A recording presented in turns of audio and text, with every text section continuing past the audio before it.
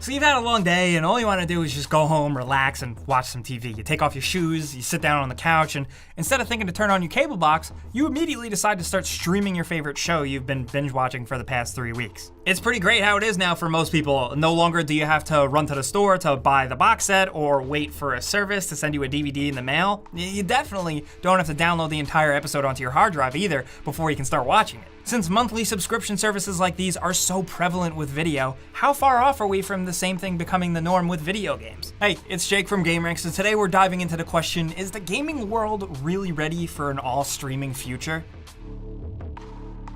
When it comes to video, physical discs have been relics of the past in favor of streaming services like Netflix and Hulu. Also, rest in peace, Blockbuster. I'm so sorry, I miss you. But still, when we want to play a new game, most of us either purchase it on our system store, look for it on an online retailer, or actually go to a physical store. You've probably already heard about PlayStation Now, Sony's answer to the ever-growing desire for the, and I quote, Netflix of video games. This service gives users immediate streaming access to hundreds of PlayStation titles for like $20 a month. Although you can instantly play as Nathan Drake from the original Uncharted games, critics say that the sacrifice in quality and increase in connectivity issues, since the game isn't being directly downloaded, leaves a lot to be desired. On the other side of the constant battle between major companies, Microsoft's dueling answer, as I'm sure you all know, comes in the form of their own service, Xbox Game Pass, right now. Microsoft tries to correct quality and latency issues by only allowing their users to download the game instead of streaming it. In a 2017 interview with IGN, Microsoft's Phil Spencer said that Game Pass would mean, and I quote,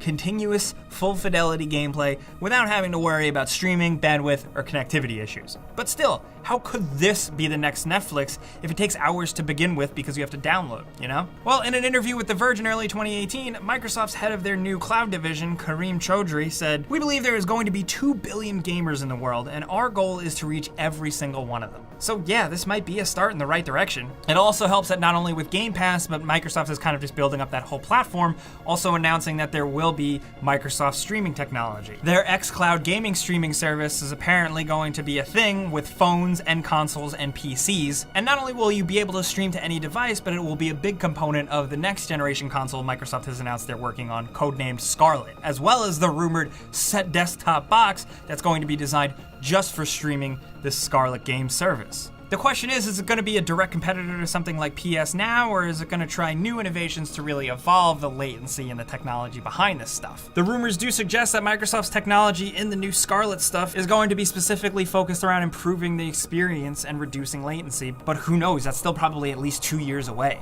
Okay, so maybe a subscription streaming service for video games is a little further away than we think. Maybe we'll always have to deal either with laggy gunfights and blurry images, or 17-hour downloads if we want the true unadulterated convenience. Or do we? This might be obvious to some, but cloud gaming facilitates game streaming by storing, executing, and rendering the video game on the subscription service's cloud servers, allowing the player to simply stream these results over the internet. So say goodbye to the need of having a top-of-the-line graphics card or CPU. Credit where credit is due, in terms of the major consoles, PlayStation Now is the closest thing they have to it. And all of this does sound great, you know, a simple and easy, user-friendly way to play your favorite video games at the utmost of ease, where anyone can get in on the sweet and seemingly endless treasure chest of video games. As of right now, it seems as if companies like Nvidia have come the farthest with GeForce Now. This is a streaming service that uses their Shield TV hardware to stream games in 1080p with low latency directly onto your flat screen and cross-platform. Trap killing a default for a victory royale in Fortnite entirely over the cloud is no longer a dream, it's kind of becoming a reality.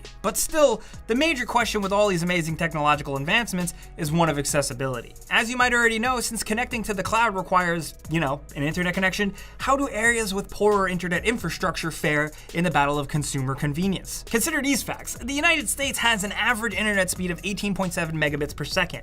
This is over 2 times the average global internet speed of just 7.2 megabits per second, according to a 2017 report done by Akamai, a worldwide cloud service provider. That's just the average, and there are households with better and sometimes even worse connections. Not to mention the encroaching rise of bandwidth caps that many people are already dealing with from their internet service providers. But take this for instance. Netflix recommends to their customers that to achieve ultra high definition video streaming for their similar cloud service, a 25 megabit per second download speed is standard. And that's just for video. There has to be even more coordination when the goal is to stream the entirety of a video game. So maybe we're further away from an all streaming gaming future than a lot of us hope we would be. I'm not totally totally sure, especially considering these companies are ramping up so quickly. But it's not always about how quickly the companies ramp up, it's also about how much it's embraced by the consumers. And at least for a few years, I expect it to still be more of a niche thing. At least maybe until casual gamers get on board with it, because I feel like someone who's more casual about games and doesn't care about all the hardcore aspects isn't gonna notice or care about much latency when they're playing their casual games. So who knows if it's gonna change for us more serious players of games? I don't know. But still, it's all just food for thought. It's something to think about, and we wanna know what you guys are thinking down in the comments. Have you streamed games over PS Now, or have you thought about Xbox's new streaming platform, or maybe just downloaded stuff through Game Pass? Maybe you've played it at a convention, or maybe you've gotten into the testing phases of GeForce Now. Any perspective on streaming video games, we want to hear from you guys down in the comments. Let us know how you're feeling on any of this, if you do have the internet to handle it in the future or not. We just want to know, get some perspective, and just see where things are going. If you enjoyed this video and maybe learned a thing or two though, clicking the like button does help us out, and you should consider subscribing as well, because we put out stuff like this every single day.